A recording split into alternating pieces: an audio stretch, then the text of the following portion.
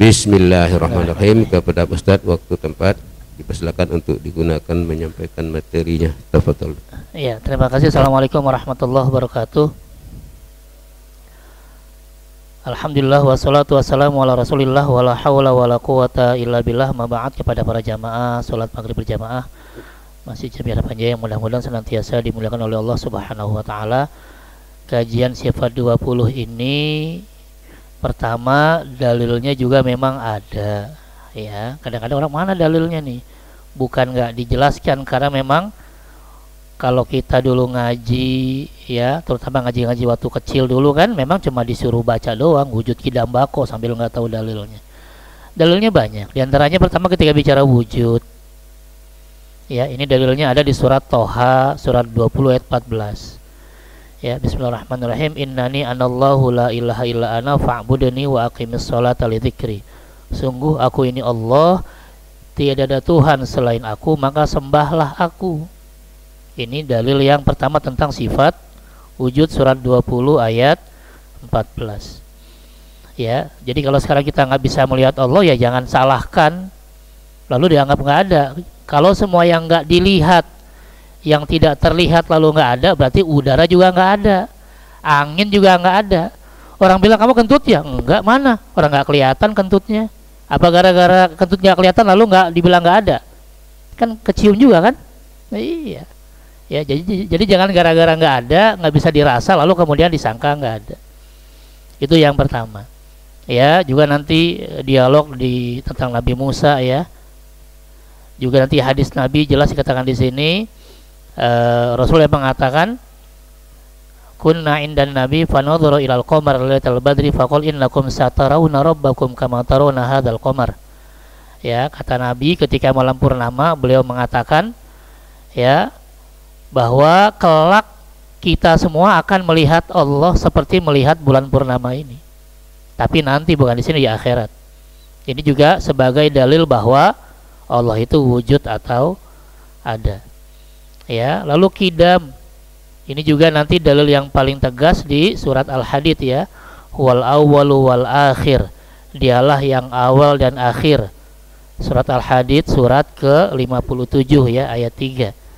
Dialah yang awal yang akhir, sekaligus yang akhir sebagai dalil yang ketiga, yaitu sifat bako atau kekal. Ya, kita cepat saja dulu biar nanti kita coba, oh ternyata sifat 20 itu dalilnya ada, itu aja dulu, ya. Kemudian juga kidam itu Allah menjelaskan, Rasul menjelaskan di sini, kanallahu walam yakun syai'un ghairuh. Allah itu ada dengan keberadaan tanpa permulaan dan belum ada apapun selain Allah. Ini menunjukkan bahwa Allah sebagai kidam, ada tanpa permulaan. Lalu bako, sifat kekal, tadi juga sama, ya, yang dikatakan huwal awwalu wal akhir, dan ditambahkan di Ar-Rahman surat 55 ayat 26-27. Bismillahirrahmanirrahim. Kullu man 'alaiha fan wa yabqa wajhu rabbika dzul jalali wal ikram. Semua akan hancur binasa kecuali Allah Subhanahu wa taala. Ya, juga nanti di Al-Qasas ayat 88, ya. Bismillahirrahmanirrahim. Kullu syai'in halikun illa wajhah. Al-Qasas itu surat ke-28, ya. Segala sesuatu pasti musnah kecuali Allah. Kemudian mukhalafatul hawadits, Allah pasti berbeda dengan makhluk. Ya, dalilnya di surat Asy-Syura 42 ayat 11. Bismillahirrahmanirrahim. Laisa kamitslihi syai'un. Allah tidak mungkin serupa dengan apapun. Jadi kalau kita mikir tentang Allah, ya Allah nggak kayak gitu, karena Allah nggak mungkin serupa dengan apapun. Atau yang sering kita baca di surat Al-Ikhlas, walam yakul lahu kufuwan ahad, ya. Sehingga dikatakan di sini, mahma tasawwarta bibalik fallahu bi khilafi dzalik, di kitab Al-Farqu Bainal Firaq. Apapun yang terlintas di benak kita tentang Allah, Allah nggak mungkin kayak seperti yang kita bayangkan, ya. Kemudian nih, ya, kita dalil yang tidak jelas saja, ya. Kemudian qiyamuhu binafsihi, Allah mandiri, simpelnya, ya. Di surat Al-Ankabut ayat 6, Dikatakan bismillahirrahmanirrahim, innallaha la ghaniyun 'anil 'alamin. Allah enggak butuh dengan makhluknya. Ya. Allah enggak butuh dengan kita. Ketika semua makhluknya maksiat, sudah siap neraka. Ketika semua makhluknya taat, sudah siap surga. Enggak ada masalah buat Allah. Jadi jangan kita kan orang yang belakangan nih, udah penuh kali neraka ya kita nggak muat ya. Ya nggak juga. Justru nanti kata Allah dalam surat 50 surat Qaf dikatakan, ketika Allah bertanya, halim talati, wahai neraka jahanam udah penuh belum? Apa kata neraka? Hal min mazid, ya Allah boleh nambah nggak? Malah neraka pengen nambah terus, ya. Jadi jangan berpikir kita nih makhluk terakhir lah ya, zaman terakhir kan, akhir zaman nggak mungkin masuk. Orang nerakanya pengen lagi nunggu. Oke ya. Kemudian di wahdaniyah sudah jelas, qul huwallahu ahad, la ilaha illallah, ya Allah itu esa atau tunggal. Ya, termasuk ini juga nanti dalilnya di surat Al-Anbiya ayat 25 ya, dikatakan bahwa dakwah dari Nabi Adam sampai Nabi akhir zaman adalah dakwah tentang la ilaha illallah. Yang ketujuh, kudroh, juga banyak dalilnya, innallaha ala kulli syai'in qadir. Allah maha kuasa dan kekuasaannya tanpa batas. Irodah, Allah maha berkehendak, apapun yang Allah mau pasti terjadi. Ya, nanti di surat Yasin dikatakan kun fayakun, jadi maka jadilah misalnya. Ya. Kemudian ilmu apalagi ya, Allah jelas maha mengetahui, maha berilmu, banyak ayatnya, bahkan dikatakan di sini ya la'ala disabihis innahu ya'lamul jahra wa ma yakhfa. Allah tahu yang terlihat maupun yang tersembunyi. Ya, jadi jangankan yang kelihatan sama kita, di hati kita saja Allah tahu. Jadi nggak ada yang bisa diumpetin. Untungnya yang di hati kita nggak Allah catat. Awalnya dicatat nanti di Al-Baqarah ayat 284. Ya, lillahi ma fis samawati wa ma fil ard wa in tubdu ma fi anfusikum aw tukhfuhu yuhasibukum bihillah. Apapun yang kamu munculkan atau kamu sembunyikan itu akan Allah hisab. Ketika turun ayat ini, semua sahabat nangis. Semua sahabat nangis. Mengadu pada Rasul, ya Rasulullah, gimana nih kalau perbuatan kita, ucapan kita Allah hisab, oke lah, kami masih bisa ngerem. Mau mukul orang nggak jadi, mau ngatain orang nggak jadi, kita masih bisa ngerem. Kalau hati gimana ngeremnya? Kita kesel sama orang, kita pendam dalam hati kan nggak bisa direm. Kalau ini juga bakal dihisap, ya kami bakal neraka semua. Kemudian turunlah ayat terakhir dari Al-Baqarah, la yukallifullahu nafsan illa wus'aha, yang Allah akan hisap hanya yang diucapkan dan diperbuat, hatinya enggak. Makanya kalau kesel sama orang nggak apa-apa, kesel aja, tapi dalam hati. Ya, kalau udah keselnya sampai ke ucap atau sampai ke anggota badan, barulah nanti tertulis itu ya. Nah ini, tapi Allah tetap maha tahu ya, tapi tidak Allah catat itu semua. Hayat, Allah maha hidup, jelas ya. Allah sebagai di ayat kursi lebih tegas ya, Allahu la ilaha illa huwal hayyul qayyum, Allah yang maha hidup. Sama Allah maha mendengar ya. Kemudian basar, Allah maha melihat. Nah ini sedikit saja, baru nanti akhirnya muncullah model tabelnya nih kayak gini nih. Nah ini tabel akidahnya ini ya Pak Haji, tuh ada 20 sifat wajib dan 20 sifat mustahil. Biasa yang kita pelajari kan cuma wajibnya doang tuh 20 ya. Iya, tapi maksudnya biar lebih tahu, kita harus tahu yang mustahilnya. Kalau wujud ada berarti lawannya Adam, tidak ada. Ini pakai ain ya, Adam bukan Adam. Kalau Adam nama bapak kita ya, Nabi Adam. Nanti kidam lawannya hudus, bako lawannya fana, dan seterusnya. Nggak apa-apa, nanti bisa kita share kok ya. Nih. Nah, kenapa nanti muncul sifat wajib dan mustahil? Karena memang ini untuk menguatkan. Ya, kata orang Arab, wa bididdiha tattadihul asya. Mengetahui lawan katanya jadi lebih jelas. Kita tahu orang ini gemuk karena bisa lihat yang kurus. Kita tahu orang ini tinggi karena ada yang pendek. Dengan lawan kata lebih, oh ini yang tinggi, oh ini yang gemuk, oh ini yang, dan seterusnya. Gitu ya. Sebenarnya bukan hanya sifat wajib saja, tapi juga nanti ada mustahilnya. Nanti ini bisa di-share ya. Ini hayat terus sampai sama basor kalam dan seterusnya sampai nanti terakhir mutakal liman.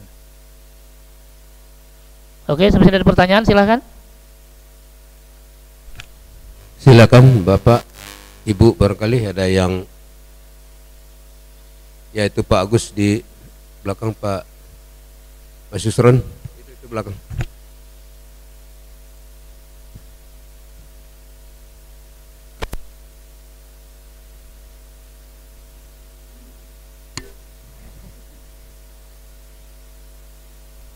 Assalamualaikum warahmatullahi wabarakatuh, Pak Ustadz. Waalaikumsalam. Pak Ustadz ya, saya yang sifat 20 tuh ya, saya ingat lupa tuh nama, nggak salah tuh nomor 4 tuh ya. Apa? Mukalalul hawadisi ya. Iya ini. Itu kalau di apa dibahas itu kan dilarang ya untuk membahas masalah Allah itu ya. Tapi dilarang atau dibolehkan juga kalau saya pikir-pikir ya. Misalnya gini ya, ada tapi nggak kelihatan kan, nggak kelihatan tapi ada gitu ya. Ini misalnya Allah bilang Allah tuh maha besar, kita nggak tahu besarnya seberapa ya. Tapi kalau kita misalnya gini ya, ada orang haji ya di Masjidil Haram atau umroh, itu kan keliling kan, keliling Ka'bah kan, tawaf gitu ya. Terus ada komentator bilang, ini tamu-tamu Allah sedang berada di Masjidil Haram, apa tawaf apa sa'i. Saya pikir ya, kalau tamu Allah ya, berarti Allah itu sedang ada di Ka'bah, di dalam atau di atas. Kayaknya kok Allah kecil gitu kok. Padahal Allah kan maha besar gitu ya. Itu gimana tamu Allah, berarti Allah kan kecil kalau di Masjidil Haram. Saya jadi yang benar gimana tuh? Saya juga bingung. Ya Allah, assalamualaikum warahmatullahi wabarakatuh. Waalaikumsalam warahmatullahi wabarakatuh. Silakan Bapak yang lain. Biasanya penutup beliau, biasanya penutup nanti. Pertanyaan penutup. Assalamualaikum warahmatullahi wabarakatuh. Waalaikumsalam warahmatullahi wabarakatuh. Setelah dijelaskan sifat 20 sifat-sifat Allah, tentunya bahwa mendengarnya Allah, melihatnya Allah itu tidak sama dengan manusia. Akan tetapi kalau kita sholat itu kan kalau udah nyampe level ihsan ya Tat ya, itu khusyuknya itu seakan-akan Allah ada di depan kita. Nah, bagaimana caranya kita bisa boleh nggak mempersonifikasikan Allah, artinya bahwa Allah itu di atas arsy. Artinya memang kita nggak melihat, tapi kita itu supaya kita khusyuk itu sosoknya Allah itu kadang-kadang dibayangkan gitu loh. Nah, itu diperbolehkan atau tidak? Karena dalam satu ayat kan Allah ada di arsy ya, itu satu. Allah dekat dengan kita, malah dekat urat lehernya dengan dekat dengan tidak jauh tapi di urat lehermu itu seperti itu. Artinya pertanyaannya, apakah kita boleh mempersonifikasikan Allah supaya kita sholatnya khusyuk bahwa Allah itu ada di hadapan kita kalau kita pas sholat? Itu yang pertama. Yang kedua, saya pernah mendengar bahwa memang ada mazhab yang tidak memperbolehkan dan ada yang memperbolehkan mempersonifikasi Allah tadi. Misalkan Allah dengan tangannya, ya kita bayangkan tangannya Allah seperti apa lah. Itu ada yang membolehkan, ya di Al-Qur'annya itu bunyinya seperti itu, ya tidak salah kalau kita membayangkan seakan itu. Itu mungkin pertanyaan ada dua itu Tat. Terima kasih. Assalamualaikum warahmatullahi wabarakatuh. Waalaikumsalam warahmatullahi wabarakatuh. Pak Haji Aan mau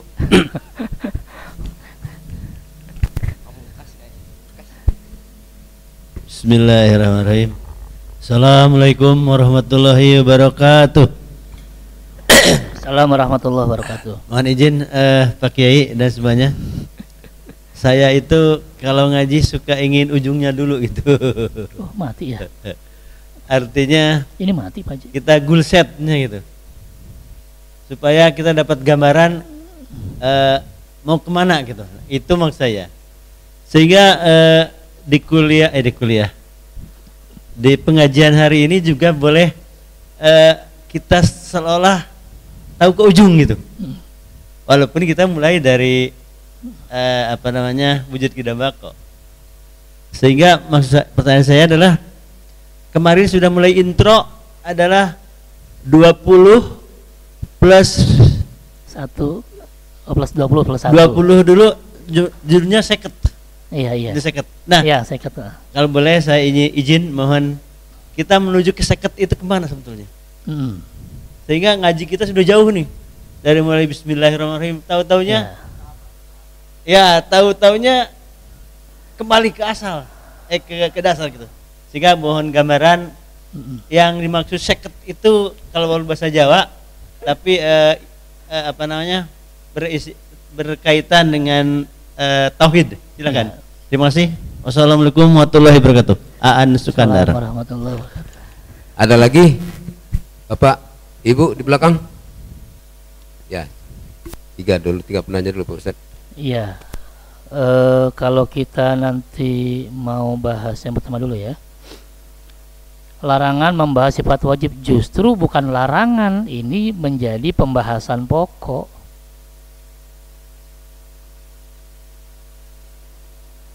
Ya. Bahkan nanti dalam sifat yang pertama, sifat wujud, itu jadi pembahasan yang sangat mendalam sebenarnya. Itu enggak cukup satu kali. Karena nanti kita sebagai umat Islam bagaimana menjelaskan bahwa Allah sebagai Tuhan dan bahwa Allah benar-benar ada. Itu harus dibahas, bukan malah dijauhkan. Cuma memang yang membahas juga harus ya perlahan. Gitu ya. Emang ini sengaja kita langsung ke ending biar sok dulu. Oh, ke sono larinya, padahal memang nanti kalau mau kita pelan-pelan lagi gitu ya. Ini pembahasan yang pokok. Bukan yang kemudian yang pertama tentang wujud, benar nggak sih Tuhan ada? Bagaimana meyakinkan bahwa Tuhan ada? Sehingga tidak ada lagi nanti pemahaman-pemahaman komunis yang anti Tuhan, ateis, ya, atau yang sekarang banyakan bukan ateis, sampai istilahnya itu lupa saya buat anak-anak muda sekarang, bukan ateis, agnostik, ya. Tuhan itu nggak bisa tadi, ya. Akal kita nggak bisa memahami Tuhan, jadi agnostik aja saya nggak percaya aja. Karena Tuhan itu harus coba bisa dicek dulu, bisa diriset dulu. Hal-hal yang nggak bisa diriset berarti nggak ada, berarti Tuhan nggak ada, itu agnostik namanya. Dia percaya tapi akal dia nggak mampu. Padahal mampu, cuma memang syaratnya perlahan belajarnya. Itu ya. Kalau nanti di buku itu sudah ada sebenarnya kayak gini misalnya. Nih, ini kan cover yang dari Al-Azhar Mesir nih. Nanti ada beberapa poin yang akan dibahas sebenarnya tentang, tapi nanti sifat 20 itu bukan di awal pelajarannya. Ya, nanti kita belajar muqaddimahnya dulu. Bagaimana misalnya dengan bedanya dalil syariat dengan dalil akal. Karena kalau kita menjelaskan Allah, menjelaskan Tuhan yang Maha Esa, buat orang Islam simpel, kasih aja ayat, kasih hadis, selesai. Karena orang Islam pasti percaya sama Quran dan hadis. Tapi kalau menjelaskan tentang Tuhan yang satu atau Tuhan itu ada kepada orang yang nggak percaya adanya Tuhan, nggak mungkin pakai Quran hadis, berarti pakai dalil akal. Dalil akal inilah yang harus kita pelajari.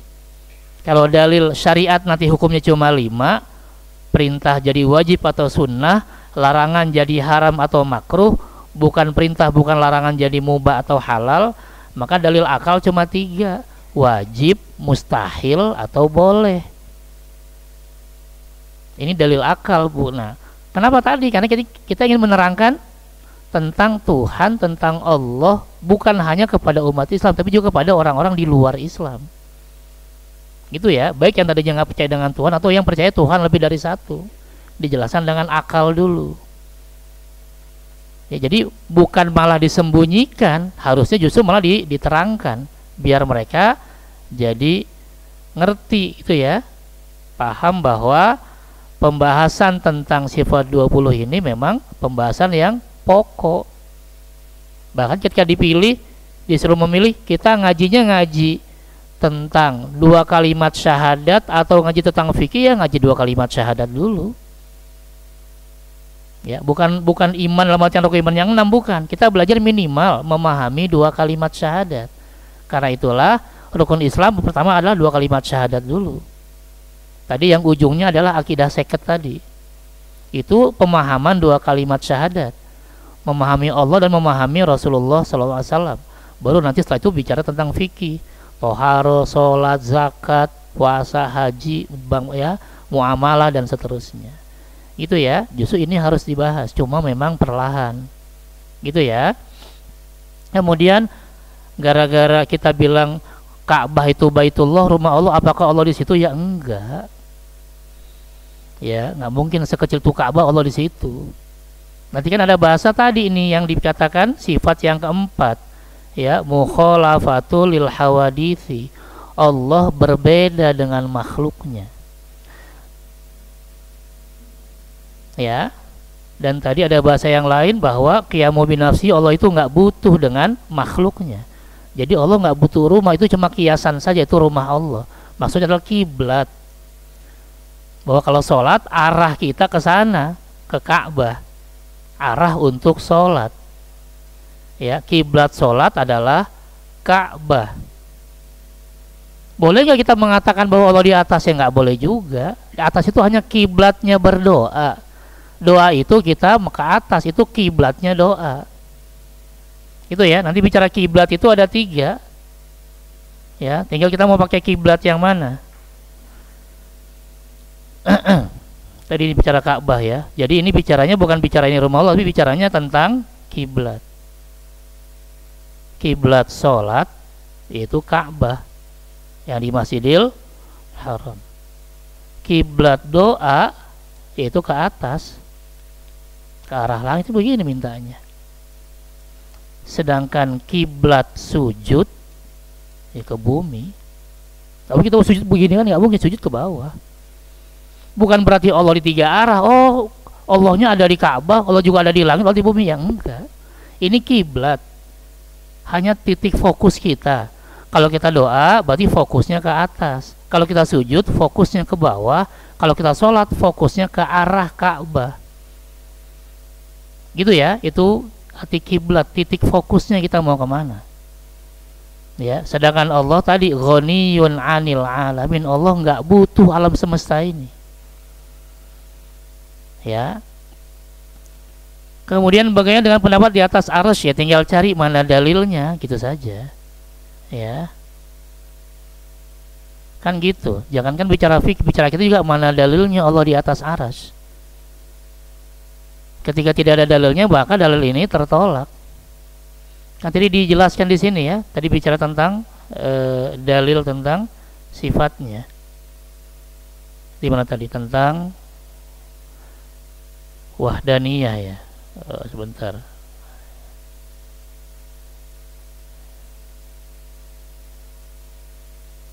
Maaf. Ini dia ya.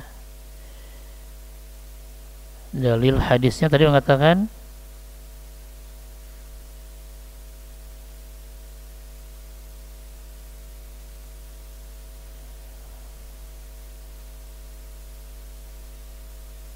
apa nih? Ya, nanti ada bahasa Allah itu ada sebelum adanya segala sesuatu. Ini dia ya. Iya. Kanallahu walam yakun syai'un ghairuh. Hadis ini riwayat Imam Bukhari dan Imam Baihaqi. Allah itu ada dengan keberadaan tanpa permulaan dan belum ada sesuatu pun selainnya. Sehingga dari hadis ini ulama menyimpulkan bahwa Allah itu tidak butuh dengan alam semesta, termasuk Allah tidak butuh tempat. Allah juga tidak butuh dengan arah. Ya, karena yang butuh tempat itu makhluk. Allah bukan makhluk. Justru Allah yang menciptakan tempat. Allah yang menciptakan arah. Dengan logika pun itu terbantahkan kalau kita mengatakan Allah itu ada di atas. Loh, bumi kita itu bulat. Kalau kita posisinya di bawah, nunjuk ke atas berarti malah ke bawah. Ya, lebih tepat mengatakan Allah itu ada tanpa, ya, Allah tidak butuh tempat dan arah. Kenapa? Dengan bahasa tadi laisa kamitslihi syai'un, di sini Allah memang tidak butuh dengan siapapun. Ya, di sifat wajib yang ini tadi ini mukhalafatul hawadithi, Allah berbeda dengan makhluknya. Makhluk kita butuh dengan tempat, Allah nggak butuh. Kita manusia butuh dengan arah, Allah nggak butuh. Kalau Allah butuh tempat dan arah, berarti Allah jadi makhluk, Allah jadi ciptaan. Itu ya, wallahu a'lam. Ya, nah sedangkan yang dijelaskan bahwa Allah itu di atas arsy dengan dalil, ya, apa namanya, Ar-Rahman 'alal arsy istawa, itu diartikan bukan Allah di atas arsy, tapi Allah Ta'ala yang menciptakan arsy, ya, atau singgasana. Karena nanti kalau dikatakan Allah di atas arsy, apalagi nanti ada yang mengatakan Allah duduk di atas arsy, berarti Allahnya kecil, gedean tempat duduknya. Padahal kita mengatakan Allahu Akbar, Allah Maha Besar. Kalau Allah duduk di situ, berarti gedean singgasananya daripada Allahnya. Ya, jadi kata-kata arsy itu diartikan adalah Allah menciptakan arsy, bukan Allah duduk di atas arsy atau Allah di atas arsy. Secara logika nggak nyambung. Kalau Allah duduk di sana, berarti Allahnya lebih kecil, gedean singgasananya. Gitu ya. Jadi gimana membayangkannya? Udah bayangkan bahwa Allah itu ada dan Allah mengawasi kita, titik. Kan itu tadi bahasa ihsan. Ya kan yang kita bahas pekan kemarin kan? Anta budallah ka'annaka taroh. Kamu beribadah kepada Allah seolah-olah Allah melihatmu. Fa'in lam takun taroh, ketika kamu nggak mungkin melihat Allah, fa'in lahu yarok, yakin Allah sedang melihat dan mengawasimu, tanpa kita berpikir Allah di arah mana. Karena memang Allah itu ada tanpa arah dan tanpa tempat. Karena yang butuh tempat dan arah adalah makhluk, bukan pencipta. Ya, termasuk di sini bagaimana penafsiran memfisikan Allah. Ini ya, ini sudah kasus lama. Ya, kalau dulu bahasa namanya tajsim, istilahnya aliran atau mazhab tajsim. Ya, disebut orangnya mujassim atau mujassimah. Apa? Aliran yang memfisikkan Allah. Ya, ini disebut aliran sesat. Bukan sama sekarang, dari dulu. Misalnya kita buka kitab dari Ibnul Izz, ya, Al-Izz bin Abdul Salam, gelarnya Sultanul Ulama, rajanya para ulama. Kita kalau rajanya rakyat itu udah keren ya, ini rajanya ulama, saking kerennya itu, saking topnya. Beliau mengatakan di antara bid'ah yang mungkaroh, bid'ah yang sesat adalah memfisikkan Allah. Karena semua ulama sepakat bahwa Allah itu bukan makhluk. Ketika kita menafsirkan Allah sama dengan makhluk, berarti kita sudah memfisikkan Allah, disebut tajsim. Ketika memfisikkan Allah, berarti Allah sama dengan makhluk. Allah sama dengan makhluk, ya sesat. Tinggal nanti ada dua pendapat, apakah sesatnya ini kafir atau tidak, wallahu a'lam. Ada yang mengatakan mengkafirkan, ada yang tidak. Gitu ya. Itu jadi ulama sepakat bahwa kata-kata tajsim atau dari kata-kata jismun, jasmani, fisik, itu tidak mungkin berlaku bagi Allah. Dengan dalil tadi laisa kamitslihi syai'un, Allah tidak sama dengan apapun. Jadi kalau Allah disamakan dengan fisik makhluk, berarti Allah sudah sama dengan makhluk. Itu ya. Nah, ini akidah seket tadi yang kita bahas, ini yang 50 ini Pak Haji. Menyala sedikit Iya. biar tuntas, biar saya juga nggak jadi Iya, nggak bertanya-tanya. apa-apa, nggak apa-apa. Apakah ada hadis atau dalil, kan Rasulullah pernah menerima perintah sholat itu kan dengan cara Isra Mi'raj. Isra Mi'raj itu kan naik katanya ke langit itu, artinya Iya. di aras itu loh. Artinya apakah ada sahabat yang menanyakan, ya Rasulullah bagaimana ketemu Allah gitu loh. Nah, terus Rasulullah cerita bla bla bla bla. Ada nggak? Nah, jadi saya masih nyambung aras tadi, artinya bahwa Allah kan karena Rasulullah itu Isra Mi'rajnya dari Masjidil Haram ke Aqsa terus naik, artinya kan ada di atas gitu loh. Begitu enggak? Itu mungkin yang kedua, apakah ada cerita dari Rasulullah ke sahabat-sahabatnya pengen tahu, ya Rasulullah Isra Mi'raj itu ketemu Allah seperti apa itu ya. Terima kasih, Dat. Iya, pertama dalil Isra Mi'raj itu kan ada di surat 53 An-Najm ya. Di situ bahasanya Nabi bertemu dengan malaikat Jibril, satu. Dan yang kedua, ketika Nabi di langit ketujuh atau di atas langit ketujuh, itu hanya tempat Nabi ya berdialog dengan Allah, bukan ketemu Allah atau melihat Allah, nggak bisa. Kan tadi dijelaskan di hadisnya bahwa kita akan melihat Allah nanti di akhirat di surga. Ya, bukan di sini. Kenapa? Di sini mata kita lemah, jangankan melihat Allah, melihat matahari aja nggak ada yang kuat. Nabi Musa aja kan yang minta melihat Allah, baru ditampakkan sedikit ya, tajalla di atas sebuah bukit, mental pingsan dia. Ya kan dalam ceritanya di Al-Qur'an, baru minta ampun, ya Allah mohon maaf. Nggak mungkin. Nanti di akhirat mata kita dipertajam di surat 50. Fabasarukal yauma hadid. Nanti di akhirat mata kita sangat tajam. Jadi kalau sekarang kita suka nonton film tuh apa tuh Superman ya, jauh kayak deket, itu memang iya, tapi ntar bukan di sini, di akhirat. Jadi nggak usah khawatir ntar kalau misalnya ada yang meninggal wasiatnya bawa kacamata saya, nggak usah.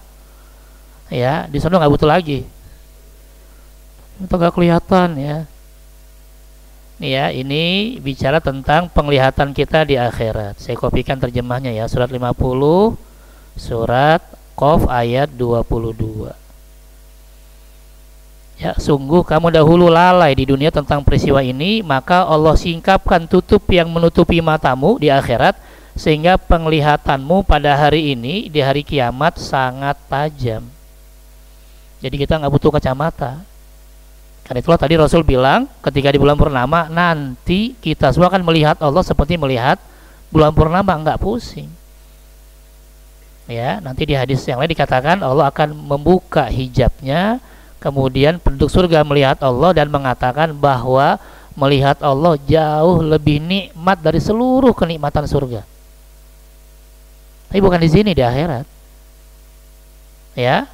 Ditegaskan lagi bahwa tidak ada seorang pun yang bisa melihat di dunia, nanti di surat Al-Qiyamah. Ya, ila rabbiha nadhirah. Gitu ya.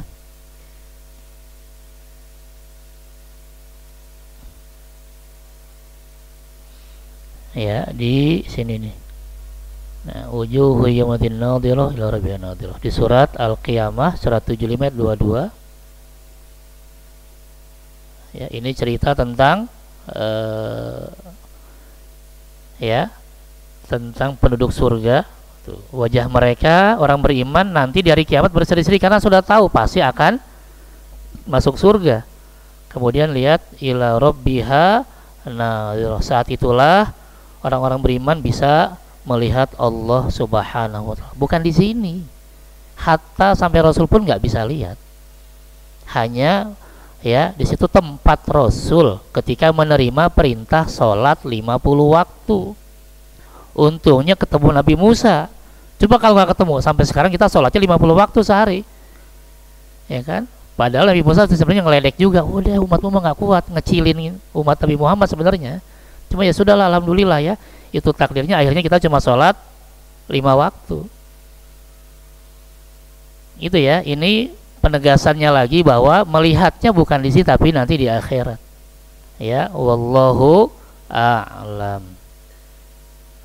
Ya, akhir sekatnya ini ya tadi Pak Haji ya. Apa tuh?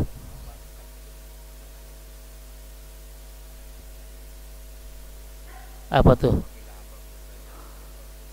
Oh iya, iya kalau bicara dekat kan bicaranya pengawasan, ya. Bukan hanya itu, nanti ada lagi yang lebih ekstrim lagi ayatnya, ya. Lebih dekat dengan urat leher.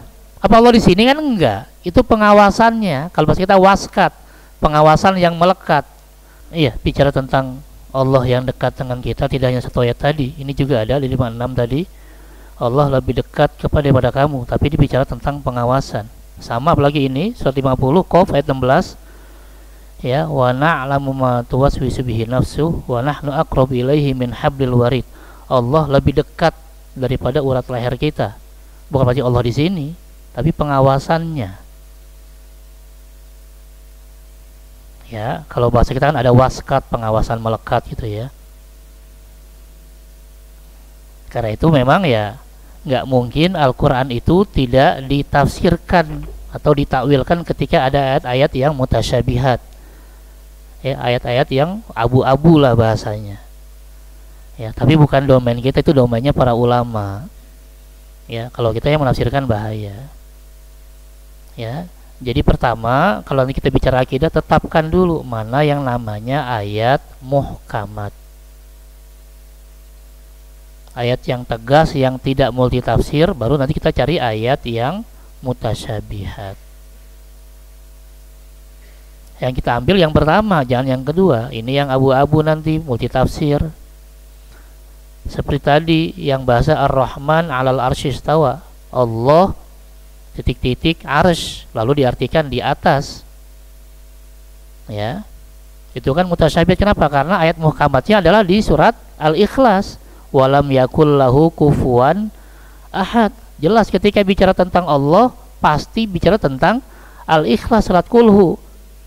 Karena ayat ini turun sebagai asbabun nuzul, sebab turunnya ayat ketika orang-orang kafir Quraisy bertanya, "Ya Muhammad, siflana rabbak." Muhammad, terangkan sifat Tuhanmu. Dia itu bin siapa? Misalnya, dia itu turunan mana? Dia itu tinggal di mana? Ya, maka turunlah surat Al-Ikhlas. Makanya Al-Ikhlas ini surat Kulhu jadi surat yang ayat muhkamat, ya. Ketika ada ayat yang bertentangan dengan Al-Ikhlas, berarti ayat yang lain tuh yang ditafsirkan lain. Bukan Al-Ikhlasnya yang ditafsirkan beda. Yang kedua tadi di surat 42 yang laisa kamitslihi syai'un, itu ayat muhkamat. Allah tidak sama dengan apapun. Jadi ketika ada yang menyamakan harus ditafsirkan beda, ditakwil. Kenapa? Karena bertentangan dengan ayat muhkamat, gitu ya. Jadi caranya kita tekankan dulu mana yang muhkamat. Ketika bicara tentang Allah, muhkamat ada dua, 112 tadi surat Al-Ikhlas, ya, atau Kulhu. Yang kedua surat 42 tadi ayat 11 tentang laisa kamitslihi syai'un, Allah nggak serupa dengan apapun. Ketika ada yang ingin menyerupakan Allah dengan apapun, berarti bertentangan dengan dua ayat ini, berarti harus ditakwilkan. Itu ya, bukan malah yang abu-abu ini yang seolah-olah jadi hitam putih. Salah. Ya. Gitu kira-kira ya, wallahu a'lam. Ya ini apa namanya ya? Sepintas saja ya, memang nggak bisa mendekati ya. Mungkin tidak jauh dengan yang ya.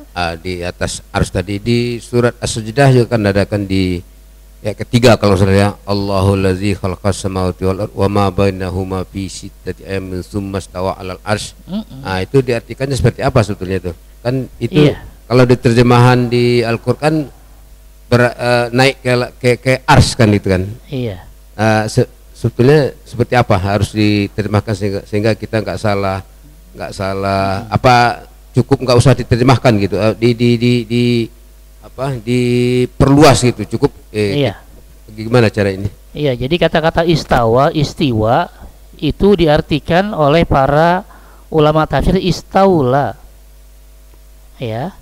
Artinya dia menguasai atau artinya menciptakan. Bukan istawa artinya duduk. Jadi apapun kata-kata istiwa ketika berkaitan dengan Allah artinya adalah khalaqa, menciptakan, atau istaula, menguasai.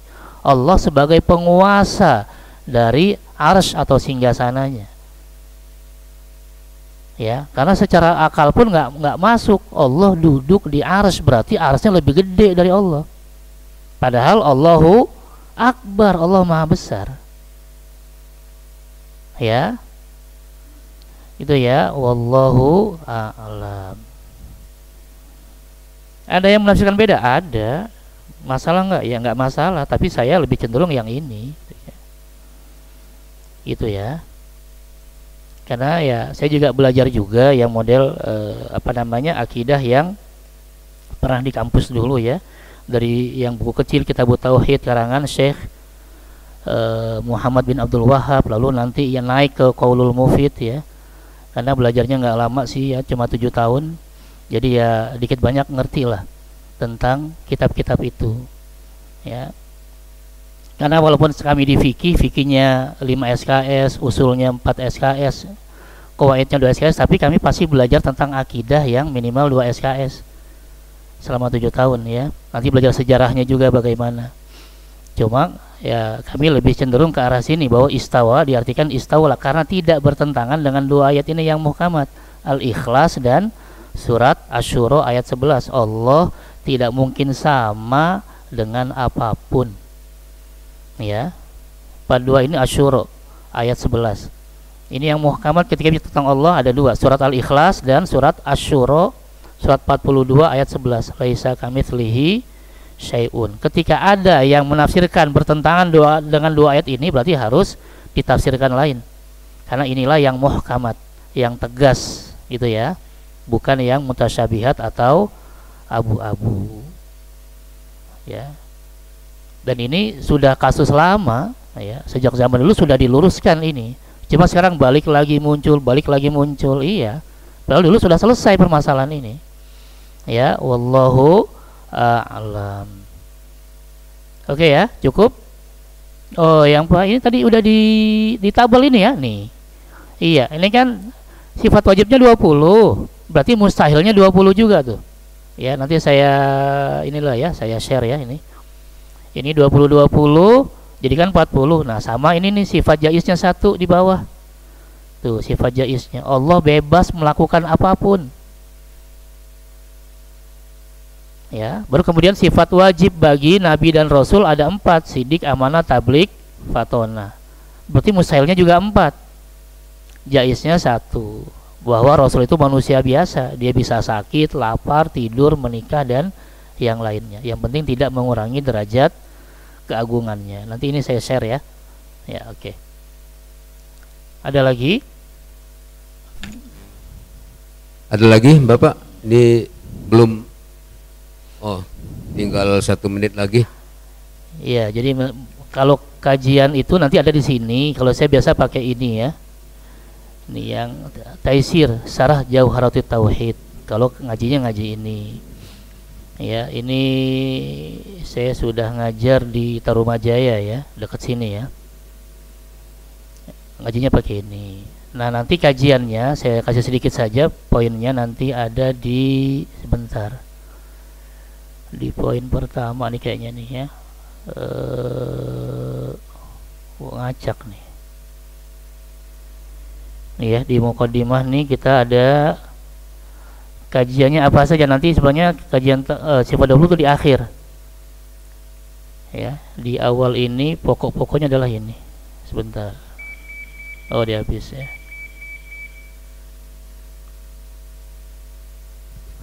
Mana ya?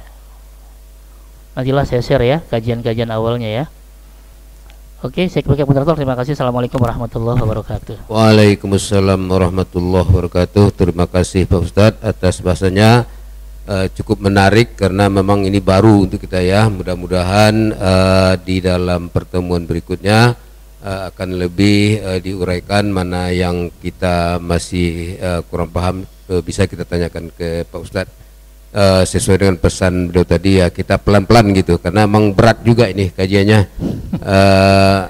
Saya jadi dapat ilmu tadi bahwa yang kita pegang tuh ayat muhkamat dulu gitu. Nah, kalau ada ayat mutasyabihat yang bertentang tuh kembalikan ke muhkamatnya. Nah, ini suatu ilmu yang mungkin bisa kita pegang ya. Jadi jangan sampai kita ayat-ayat mutasyabihat itu yang dijadikan patokan, ayat muhkamat ditarik ke mutasyabihat. Nah, ini kan jadi kaidahnya harus kita pegang dulu gitu. Mudah-mudahan Allah Ta'ala akan tetap memberikan kesehatan dan kesempatan kepada kita sehingga kita bisa hadir di Kamis akan datang untuk mengikuti lanjutan kajian kita. Kita akhiri dengan bacaan hamdalah dan doa kafatul majlis. Alhamdulillahirabbil alamin. Subhanakallahumma bihamdika asyhadu an la ilaha illa anta astaghfiruka wa atubu ilaik. Wassalamualaikum warahmatullahi wabarakatuh.